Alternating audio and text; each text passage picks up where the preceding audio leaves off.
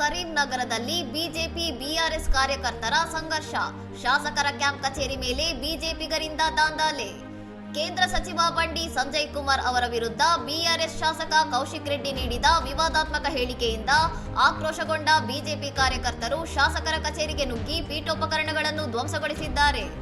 BRS ನಾಯಕ ಕೆಟಿಆರ್ ಅವರ drug test ಆಗಬೇಕು ಎಂಬ ಬಂಡಿ ಸಂಜಯ್ ಹೇಳಿಕೆಗೆ ಪ್ರತಿಕ್ರಿಯಿಸಿದ್ದ ಕೌಶಿಕ್ ರೆಡ್ಡಿ, ಮಾದಕ ವಸ್ತು ಮಿಶ್ರಿತ ತಂಬಾಕು ಸೇವನೆಯಿಂದಲೇ ಸಂಜಯ್ ಅವರ ಕೂದಲು ಉದುರಿದೆ ಎಂದು ವ್ಯಂಗ್ಯವಾಡಿದ್ದರು.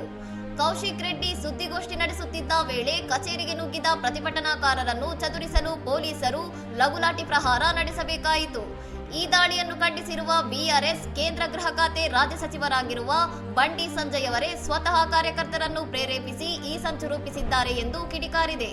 ಬಿಜೆಪಿ ಕಾರ್ಯಕರ್ತರು ಕಚೇರಿಯ ಬಾಗಿಲುಗಳು ಹಾಗೂ ಕಾರನ್ನು ಕೂಡ ಜಖಂಗೊಳಿಸಿದ್ದು, ಈ ಘಟನೆಯು ಪ್ರಜಾಪ್ರಭುತ್ವಕ್ಕೆ ಮಾಡಿದ ಅವಮಾನ ಎಂದು ಬಿಆರ್ಎಸ್ ಆಕ್ರೋಶ ವ್ಯಕ್ತಪಡಿಸಿದೆ.